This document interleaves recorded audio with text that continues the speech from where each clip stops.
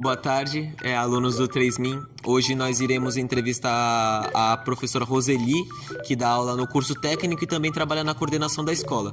Ela é uma profissional na área da tecnologia e nós vamos averiguar mais da vida dela. Olá pessoal, boa tarde. Esse daqui é o podcast Pode Mais de 3Min e hoje estamos com a professora Roseli e vamos fazer uma entrevista com ela. Primeiramente, gostaria de saber qual é a profissão que a senhora está atuando atualmente. Atualmente eu estou atuando na área da educação, sou professora de cursos técnicos aqui na ETEC, né, especificamente na Ruth Cardoso. Minha sede não é aqui, é o Aristóteles, mas hoje eu só dou aula aqui na ETEC e também sou professora também na universidade, na Unisantos. Continuando nessa linha de carreira profissional, gostaria de perguntar quais outros trabalhos ou empregos a senhora já esteve. Bom, inicialmente eu iniciei na área de tecnologia, não na área de educação. Aliás, eu nem pensava em ir para a educação, eu me formei na área de tecnologia para trabalhar na área especificamente com desenvolvimento. E foi o que eu fiz durante 23 anos.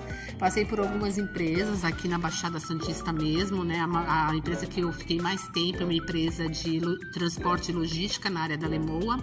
E depois que eu saí dessa empresa, que eu fiquei só lá 18 anos, só na mesma empresa, eu passei por outras empresas, de uma empresa fora do Brasil, mas trabalhei aqui mesmo, né, que foi uma empresa que era exportadora de grão chamada Olan, e também eu prestei serviço para uma empresa que é de conhecimento de vocês aí, né, quem faz curso aqui na Ruth Cardoso de técnica em DS, que conhece, que é a TOTOS. Eu prestei alguns serviços para a TOTOS, né, quando eu estava migrando da área de desenvolvimento para a área da educação. Não saí totalmente da área de tecnologia, né, porque ser professor de curso técnico de desenvolvimento e na graduação de ciências da computação, eu me encaixo ainda na área de tecnologia. A única coisa que eu estou não atuando como desenvolvimento, eu estou na área ensinando, né, na área da educação ali, compartilhando meu conhecimento.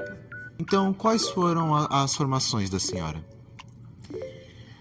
A primeira formação, a graduação, foi na área de tecnologia. Eu me formei na Fundação Lusíadas, que fica em Santos, alguns anos atrás, algumas 2 décadas atrás, que o nome do curso era Processamento de Dados, que hoje, atualmente, as faculdades nem têm mais a graduação com esse nome. Depois eu fiz mais 3 pós-graduação, todas voltadas para a área de tecnologia.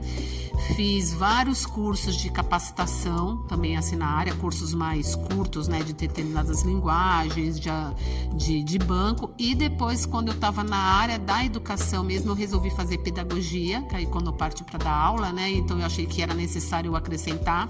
Eu fiz o curso de pedagogia e também fiz meu mestrado na área da educação. Me formei na área de História da Educação, né, que alguns acham meio estranho, porque eu sou da tecnologia e eu fiz o meu mestrado em História da Educação, mas eu fiz para complementar essa minha escolha quando eu vim para a área para licenciar. Professora, agora eu vou te perguntar por que a senhora escolheu essa área? O que incentivou a senhora a entrar nessa área de tecnologia? Falar de verdade, tá? Qual que foi? Foi através de um filme que eu vi, que tinha uma personagem no filme que era uma das personagens principais e que ela tem uma cena que ela mexia num computador e eu vi ela mexendo um monte de código. Eu não tinha nem noção o que era aquilo. Eu tinha apenas 14 para 15 anos e eu achei aquilo legal. Depois, no final do filme, que eu fui entender que aqueles códigos que ela mostrava a parte ali no computador, aquilo depois mostrou um programa que estava sendo feito, tá? Era até de um programa voltado para a investigação. E aí eu achei aquilo interessante, falei, é isso que eu quero fazer, mas não tinha noção nenhuma, porque não tinha feito curso nenhum ainda, então com aquela idade que eu tinha 14, 15 anos, e aí eu comecei a procurar saber, né, a área de tecnologia, o que eu podia fazer. Eu comecei um cursinho numa escola dava cursos básicos de ferramenta como Office, então coisa que eu tive contato na minha vida, eu fui aprender a mexer com Excel, com Word, e já achava que aquilo, quando eu aprendi que era, nossa, já sei fazer um monte de coisa, vou ganhar dinheiro com isso, né? Depois eu vi que não era bem assim, aí que eu fui pesquisar os cursos de graduação e fui entender o que era, né, um programador de sistema, o que era um DBA, o que era trabalhar com redes, e foi por aí que eu escolhi a minha formação na área de tecnologia. Então, assim, eu nunca trabalhei com outra coisa na minha vida a não ser na área de tecnologia, ou com desenvolvimento hoje como professora. Essa mudança que a senhora teve da área da tecnologia para a área da educação, qual foi o principal motivo que fez a senhora migrar? Primeiramente, assim, não foi uma decisão minha. Outras pessoas enxergaram esse potencial em mim. Eu trabalhava numa empresa de logística, fiz parte de equipes lá que desenvolveram os primeiros projetos que essa empresa passou a ter, que era uma empresa que não tinha nada informatizado. Então, os primeiros projetos eu participei da equipe, e quando tinha que implantar o sistema na área, além de implantar o sistema em áreas específicas, a gente tinha que ensinar os usuários finais a utilizar o sistema. E era uma coisa que ninguém da equipe gostava. Todo mundo ficava um empurrando para o outro, por falta de paciência, não queria ficar ensinando. Então, era um período que as pessoas, o usuário final, não é que nem hoje. Hoje todo mundo tem um pouquinho de habilidade com tecnologia. Eu peguei um período que esse usuário final tinha dificuldade até de manusear um mouse, não sabia usar um teclado.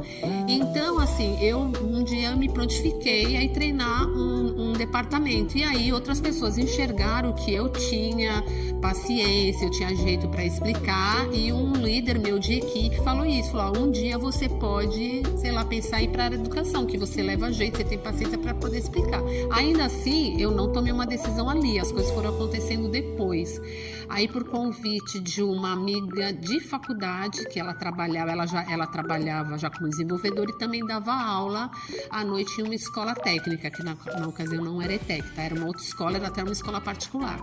E ela me pediu um favor de eu cobrir uma licença dela, que ela ia ficar 3 meses de licença maternidade. Ela pediu para eu ficar no lugar dela durante esse período. De início eu não quis aceitar, que eu não me via ali, eu tinha 21 anos, então eu não queria entrar numa sala de aula, que eu não imaginava como seria estar dentro de uma sala de aula, não me sentia preparada, e ela me convenceu porque exatamente a aula que ela precisava que desse era algo que eu trabalhava na época, era uma linguagem de programação que eu trabalhava no meu dia a dia. Então ela me convenceu, falou, você vai conseguir dar aula porque é disso que você trabalha. Eu era para ter ficado 4 meses nesse lugar, nessa escola, e eu fiquei 8 anos.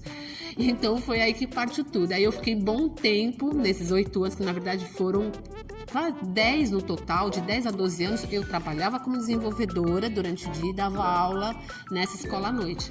Contas de assuntos meus, assim, familiares, né? Porque aí eu fui mãe e aí eu via que aquilo estava tomando muito meu tempo, porque eu trabalhava o dia inteiro. Aí eu me afastei durante um período das aulas à noite, porque financeiramente ainda eu trabalhar com desenvolvimento naquela época estava me dando mais recursos financeiros do que só dar aula.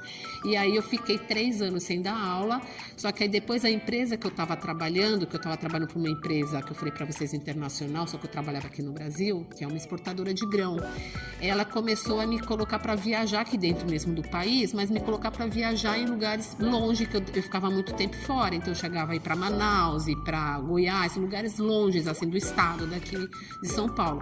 E eu era mãe, meu filho tinha ali entre 2 e 4 anos, e aquilo começou a pesar para mim. Aí eu fiz a escolha de sair dessa empresa. Quando eu saí da empresa, eu tive a oportunidade para voltar a dar aula. Aí eu acabei optando, né? Lá meu lado materno falou mais alto, e eu optei só para a área da educação, né? Então eu comecei só com algumas aulas, pouco, até que depois eu fiz o concurso do Centro de Paula Souza, passei no concurso, né? Hoje eu sou professora aqui do Centro Paula Souza já há 16 anos e 4 anos que eu estou na Unisantos. Mas passei por outras instituições também. Eu dei aula na Federal de Cubatão e aula para também colégio, algumas escolas particulares aqui da região. Agora falando sobre a questão de apoio, né? Como foi a questão do apoio para a senhora começar na área? É muito diferente do que é hoje em dia? Tinha menos, tinha mais? O apoio, ele veio de uma professora que eu tive no ensino médio, uma professora de matemática que viu assim que eu tinha mais perfil para a área de exatas. Se eu fosse fazer uma faculdade, né, que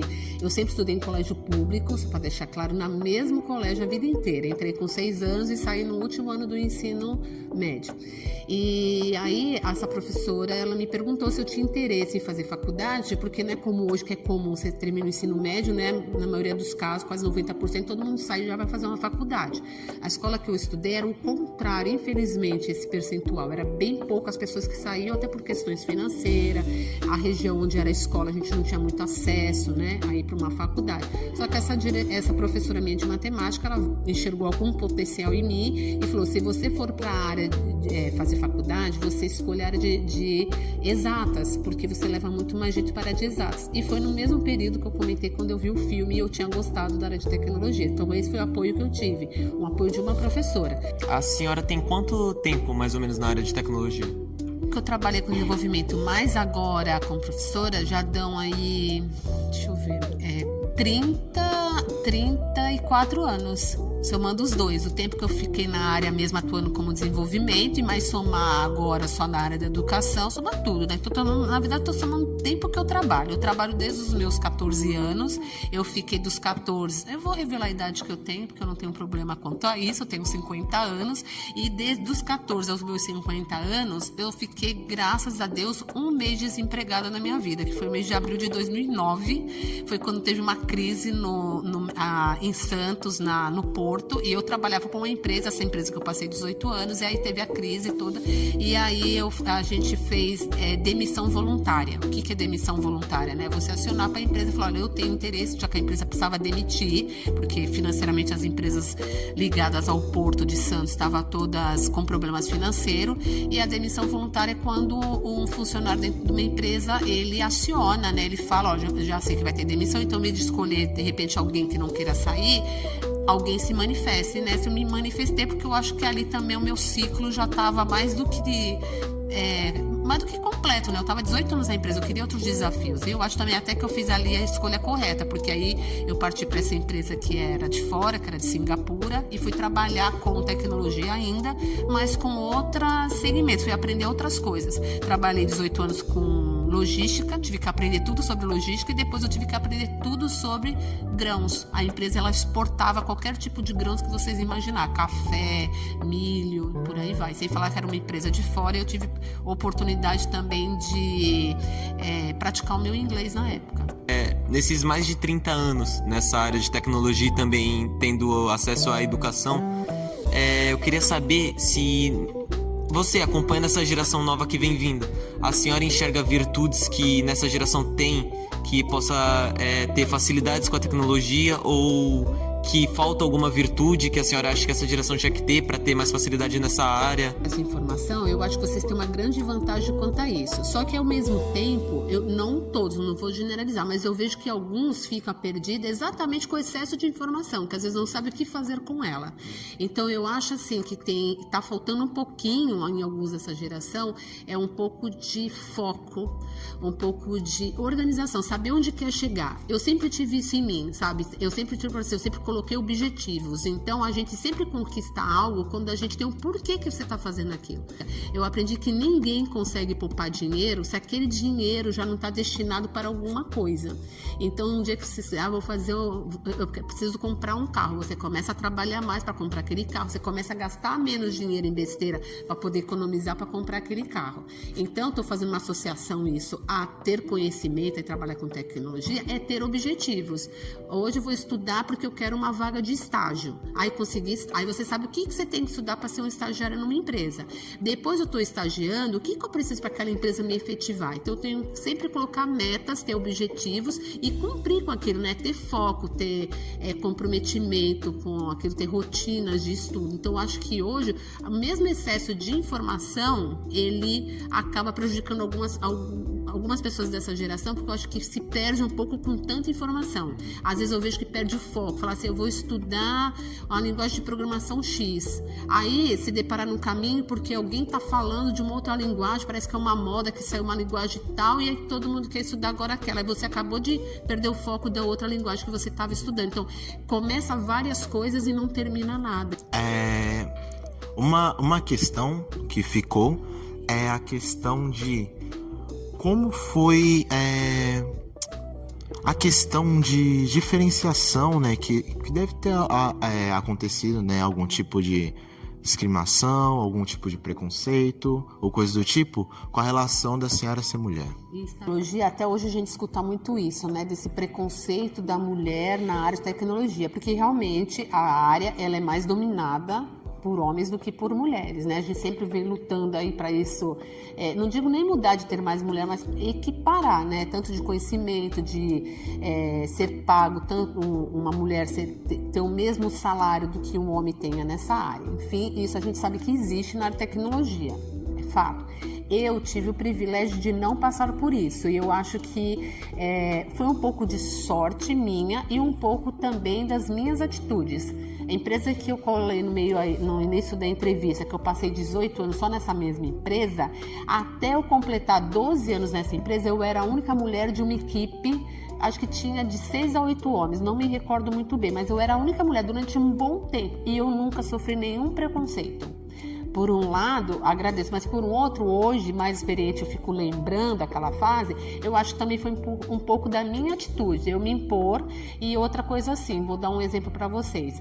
Eu comecei nessa empresa numa função que hoje não existe mais, que é operador de computador. Então, era uma pessoa meio que fazia uma manutenção na área de TI. Então, fazia manutenção computador. Então, tinha umas impressoras grandes, matriciais, que acho que chamava impressora de 132 colunas, que elas eram um pouco pesadas.